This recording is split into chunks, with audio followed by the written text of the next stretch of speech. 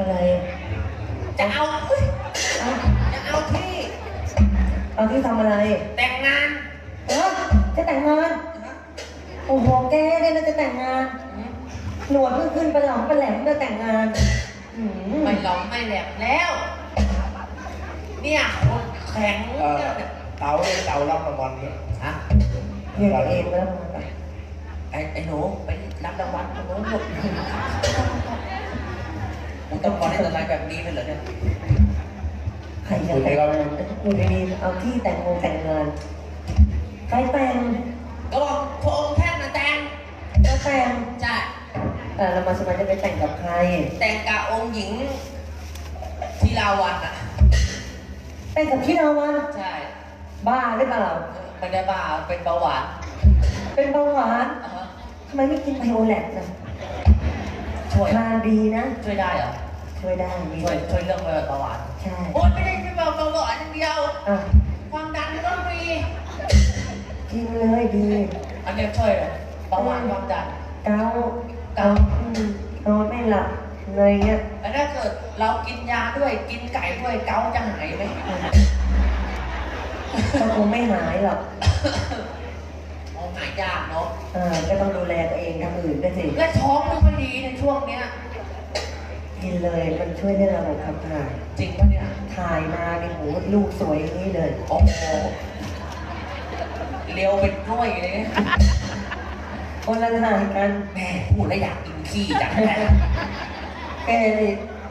ไม่อยากกินอะไรหรอจะไปแต่งได้ไงที่เรากำลังโกรธกำลังเกลียดเราสุมาพูดอะไรเนี่ยเป็นไปไม่ได้ไม่ใช่บอกไม่ได้แต่งจริงๆเราแต่งกันหลอกแต่งหลอกจะได้เจอหน้าเขาพูดไปได้แต่งหลอกจริงแต่งหลอกแต่งยังไงอ่ะไม่เป็นแต่งหลอกพอเราทำพิธีเราทำสั่งเสร็จปุ๊บแล้วเนี่ยเราก็ไม่ต้องส่งตัวขึ้นหอเดี๋ยวก็ของชั้นไก่บางช่วยนั้นช่วยกันปิดประตูหน้าต่างนะให้พระองค์ท่านกับองค์หญิงทีละวันของเราสองแล้วทีนี้พระองค์ท่านจะทำอะไรก็เรื่องของพระองค์เลยพระเจ้าค่ะอยู่กันสองคนเหรอแล้วอยู่สองคนแล้วทำกันยังไงเล่าไม่เป็นเราก็ลวกเลยลวก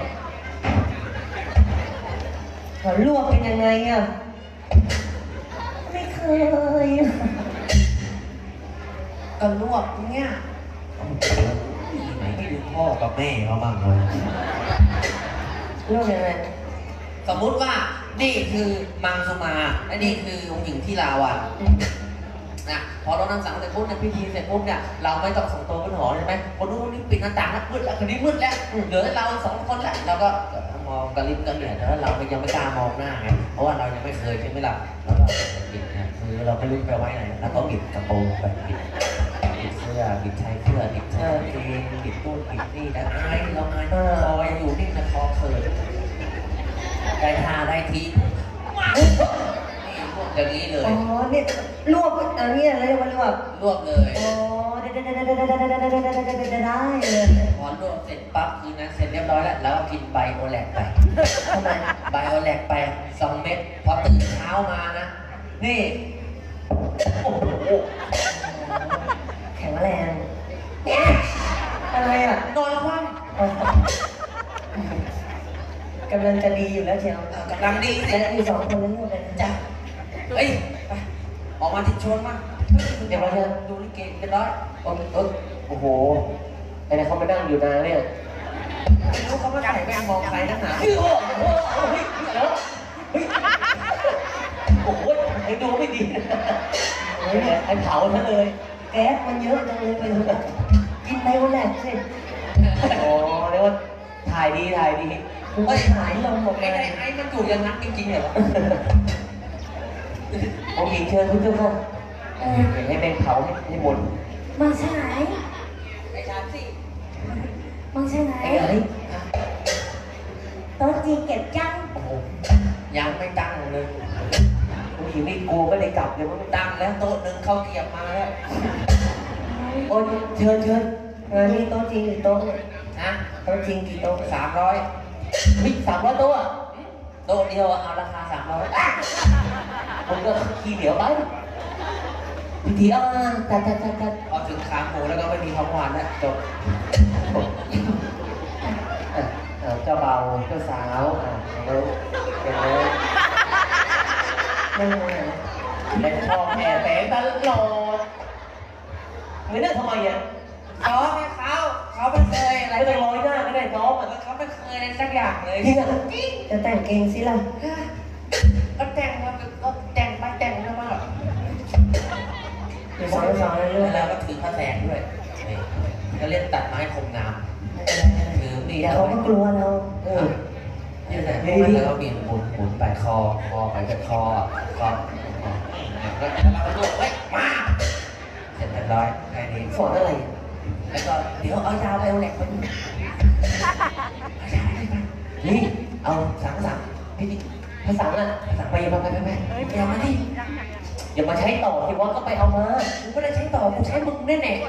ไม่ใช่ใช้ต่อกันไปไม่ดีหรอกกูเดินทั้งคืนแล้วกูเหนื่อยแล้ว ๆกูก็โดนทั้งคืนเหมือนกัน ไปเอามา มึงเอาไป เอ๊ะกูนี่ขี้เกียจว่ะแล้วกูไม่ไปอ่ะ กูก็ไม่ไป แล้วใครจะไปโอ้โหไปดูที่คนเขาทำอะไรเลย อ้าวแล้วมันนั่งเบิกกูได้จะซื้อที่เขาให้เราฮะ แม่ ชื่ออะไรเนี่ย น้องช่วย เห็นช่วยทำส้นตีนอะไรเลย ช่วย ไปเอาผ้าสังมาหน่อยเนี่ย ไปหยิบภาษาให้หน่อย ช่วยกัน ใช้ง่ายดีนะ อ่ะ ไม่ค่อยดื้อเท่านี้ ผ้าสังมาไม่ได้ซะแล้ว ทำไมอ่ะ ติดชั้นเพล เฮ้ยอีป้า เคย เอ้ยภาษามาไม่ได้ ทำไมอ่ะ ติดชั้นเพน ใช่ด้วย ไม่ใช่สังทองอ่ะ สังทองนี่น้องไม่ได้ใส่แว่นเลยสังทอง ไม่เกี่ยวอะไรกับบ้าใส่กันสังทองมาไม่ได้ ทำไมมาไม่ได้ สังทองตายหาไปแล้ว ดังทองมาไม่ได้ ทำไมอ่ะ มันจบกับช่องเจ็ดมันฉายช่องอะไรต่อไม่รู้ โอ้ยขี่ไว้วอดเลยตอนนี้ โอ้ยเหนื่อยว่ะ อยากขี่ไม่ใช่หอยสังน่ะที่รถน้ำสังน่ะ ที่เราน้องสั่งนั่น ยากเลยหอยสังมาไม่ได้ ทำไมอ่ะ ไม่รู้โอ้โหป่วยมาแล้วมาไม่ได้เห็นไหม มึงว่าบ้าไงเดี๋ยวมึงจะมาทำอะไร ขวดน้ำเอาหอยสัง ใหญ่โตเนี่ยมึงเอาขวดน้ำมารดน้ำจะบอกจะสาวมันดีเฮ ลิเกสอนรามน้ำเพชรมึงเอาน้ำขวดน้ำมาเป็นหอยสัง เร็วยังเล็ก ชั่ว อันเนี้ยใช่ ไปก่อนเลยผู้อาวุโส เฮ้ยเดี๋ยวกูคนแรกนะกำหนดฉันจะขอรถน้ำสังให้กับผู้บอกข่าวเป็นคนแรกนะผู้เจ้าค่ะจะต่อไปนะก็ตั้งใจอธิษฐานให้ดีนะผู้เจ้าค่ะขอให้มีความสุขกันมากๆนะผู้เจ้าค่ะทั้งสองคนเลย ให้รักกันนานๆมีลูกเต็มบ้านมีหลานเต็มเมืองมีความสุขกันมากๆนะผู้เจ้าค่ะเฮ้ยไปช่วย ใช่เพื่อ นัก นักดนตรีจะร้องเพลง จดร้องเพลงด้วย จะร้องเพลงให้เจ้าบ่าวเจ้าสาวโอ้โหนักดนตรี แขกจะกลับทั้งหมด ไม่ต้องเพลง นี่ดุทำไมอ่ะ ก็บอกว่าจะร้องเพลงให้เจ้าบ่าวเจ้าสาว ขัดคอขึ้นเนี่ย จ้างเขามาสั่งตัวร้อยเนี่ย สั่งตัวเรา มึ ถู ง ก ไม่ให้เขาตีได้ไง เป็นดนตรี ฟัง ไปเธอทั้งคู่ไปสู่ประตูสวรรค์น้ำแล้วไม่ตีล่ะ รอบไปเก็บ เสี เสี ย ย ง ง ใส ไม่ มา ให้กูตีอ่ะอ่ะไม่ใช่ไม่ได้บอกว่าไม่ได้ให้ตีก็คือให้หยุดไอ้กล่อมหอ แล้วคือร้องเพลงเนี่ยก็ต้องตีคอไปมันร้องเปล่าๆนี่มันก็ก่อยดิงานไม่ได้คืน ทำจังหวะ ไม่รู้เรื่องเลยควาย โอ้โหเป็นไงเอายังไงเอาแบบคึกคืน มันต้องคืนงาน เอาแบบคึกคืนครับไม่ให้ก่อยอ่ะ ไปเธอทั้งคู่ไปสู่ประตูสู่ตามก็ฉลังลงปิดหลังลงมาดูเรือโอ้พี่เมาดูโลตาย ลำพังร้องดีๆก็ไม่ดีแล้วจะไปร้องเพลงก็โหดเนื้อก็ผิดร้องเพลงก็ผักหมด ทำลายโลกดนตรีจริงๆ เสียงทำลายล้างโลก ก็ร้องเพลงอะไรก็ไม่รู้ไปดูงานดู ป้า ร้องเพลงร้องมาได้ไงไปเถิดทั้งคู่ไปสู่ประตูสวรรค์งานแต่งร้องไปเถิดทั้งคู่ให้ปฏิหัวกว้าง ร้องไม่รู้เรื่อง ผัวเก่าคนนี้นานทุกวันยังคิดหอดเจ้ายังคือเก่าบอกเคยมีใคร ร้องอะไรเนี่ย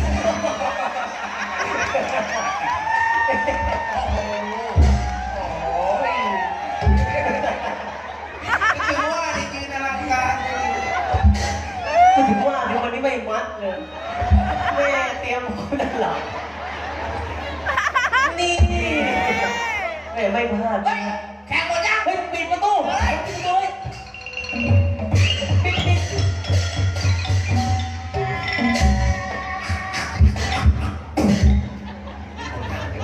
ให้อยู่สองคน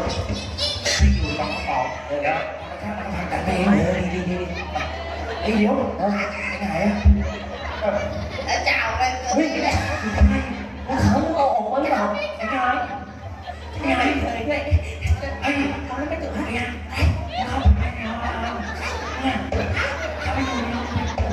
อยู่ข้างในเฮ้ยออกมาเฮ้ยเนี่ยทำไมอ่ะ เสือขังนมก็ได้ ออกมา แล้วก็ไม่วางความดี หันหลังด้วย อันนี้ลื่นแบบถอยหลังในการลื่นเนี่ย เฮ้ยใครเนี่ย ใคร มาที่เต๋า ใครชื่อเต๋าใครอ่ะ นี่ไอ้เขาบอกเขาเรียกเลย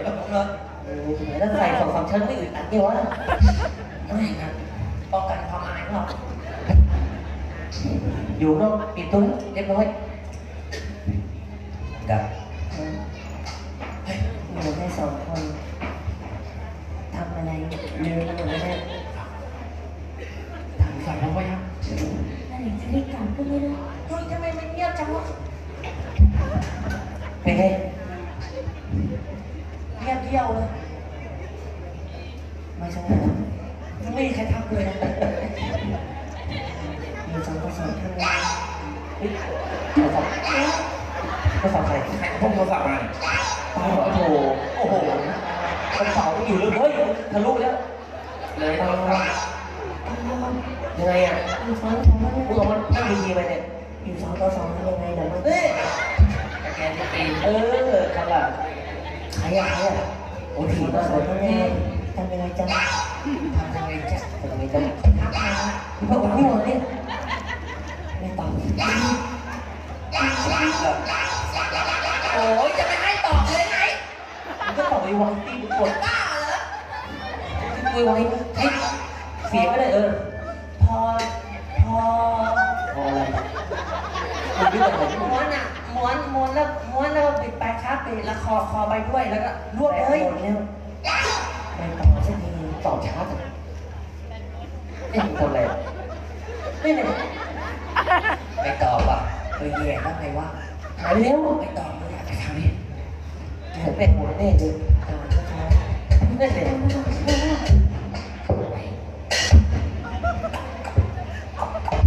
มึงสองตัวนี่เนาะ ๆมาจากไหน เห็นสีอะไรอ่ะเฮ้ย มึงช่วยไหมได้ยินป่ะ กระซิบกระซ่า อยู่สองต่อสองแล้วทำยังไงวะอยู่สองต่อสองแล้วทำยังไงม้วนเก่ง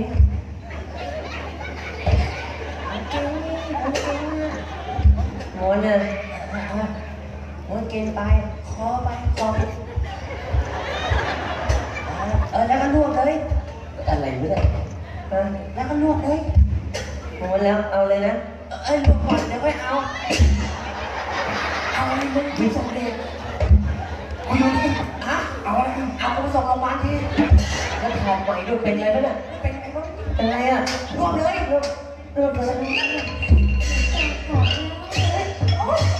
ไอ้ทำเนี่ย ไปไหนโอ้โห อะไรอะทำไรเฮ้ยเจาะรูโอ้โหภาพ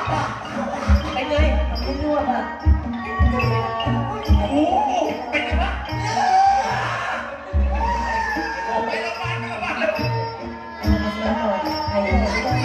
เฮ้ยมาด้วยนะเดี๋ยวมา เปิดประตูด้วย ตู้ก่อน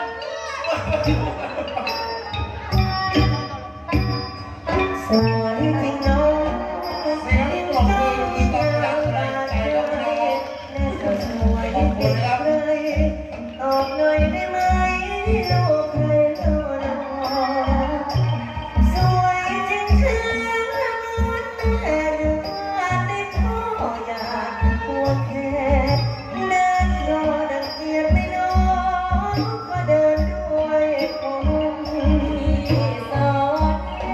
นตอกย้ำมาทำต่อแย่น้องก็สวยติดแม่ยังอีกไม่พอเหมือนพ่ออีกคนแม่หลอกทางสอนรักเราเป็นคนบ้านของน้องยังจนยังไม่มีคนมาคอยแค่ไรเขาบอกเจ้ารักจึงด้วยใจนั้นเป็นไรต่อไม่ได้ทุกใจจริงแท้วันนั้นยังเหมือนกันก็ไม่เคยแค่ว่าเรารักแท้รักจริงแท้ ยังไม่เลิ